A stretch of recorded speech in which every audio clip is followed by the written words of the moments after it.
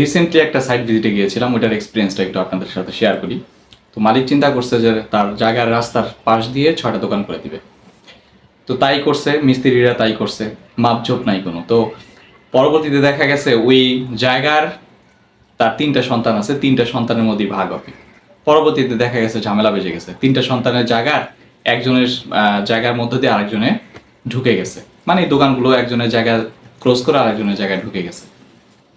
পরবর্তীতে ভাই আমাদেরকে ডাকছে এবং আমি গেলাম, গিয়ে সাইট ভিজিট করলাম, দেখলাম আসলেই মাপঝোপ নাই, মালিকেও জানে না, মালিকেও বুঝে নাই, মালিকেও দেখাই দেয় নাই, আর মিস্ত্রিরও মাপে নাই। পরে দেখা গেছে ওই জায়গাটার মধ্যে ঝামেলা বেজে গেছে সন্তানদের মধ্যে। আমি গেলাম, গিয়ে ভিজিট করলাম এবং সেখানে 6টা দোকানের জায়গায় আমি প্রায় 24টা দোকানের প্ল্যান দিয়ে আসলাম।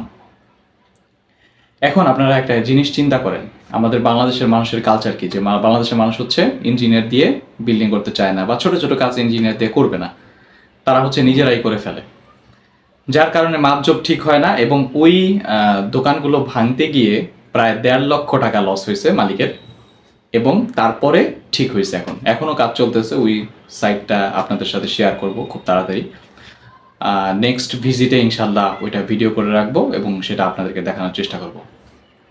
এখন বিষয়টা হচ্ছে যে এই যে ইঞ্জিনিয়ার দিয়ে বাড়িটা আপনারা করান না, বা মনে করেন না যে প্রয়োজন, এটার জন্য কি হয়, ঝামেলা হয়। এখন দেখেন, আমি যে 24টা দোকানের প্ল্যান দিয়ে আসলাম, তারা করতো 6টা, রাস্তার পাশ দিয়ে 6টা দোকান করে জায়গাটা আটকায় দিত, ভিতরের জায়গা কোনো কাজে আসতো না।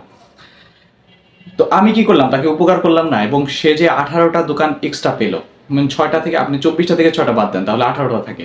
18টায় সর্বনিম্ন যদি 2,000 টাকা করে ভাড়া পায়, তাহলে সে প্রতি মাসে 36,000 টাকা ভাড়া পাবে এক্সট্রা, যেটা সে আগে পাইতো না। তাহলে আমি উপকার করলাম না, আমাকে কয় টাকা সে দিবে?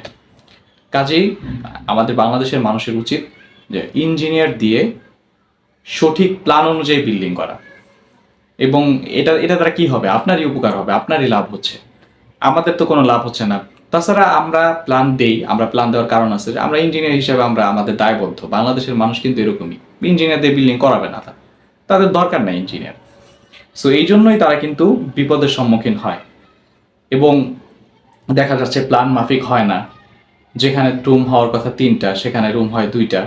যেখানে খুব অর্গানাইজ ওয়েতে সব কিছুর আধুনিকভাবে সব কিছু থাকার কথা ছিল, washroom, bathroom, dining room, drawing room এবং কিচেন, সবগুলো যেখানে থাকার কথা ছিল, সেখানে দেখা যাচ্ছে যে প্ল্যান মাফিক না হওয়ার কারণে খরচও বেশি পড়ে যায়, এবং সেখানে অর্গানাইজ ওয়েতে বাড়িটা হয় না।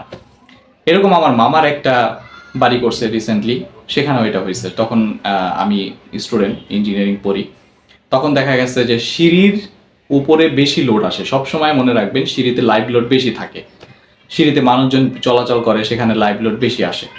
কিন্তু মামার বাড়িটায় সিঁড়িতে 3টা কলাম আছে, আর এক পাশে সরে গেছে, মানে ইঞ্জিনিয়ার দিয়ে করানো হয় নাই, প্ল্যান মাফিক হয় নাই, যার কারণে রুমের সাথে তারা কলাম করে দিচ্ছে, কিন্তু সিঁড়িতে যে 4টা কলাম দিবে ফিক্সড করে, সেটা আর দেয় নাই।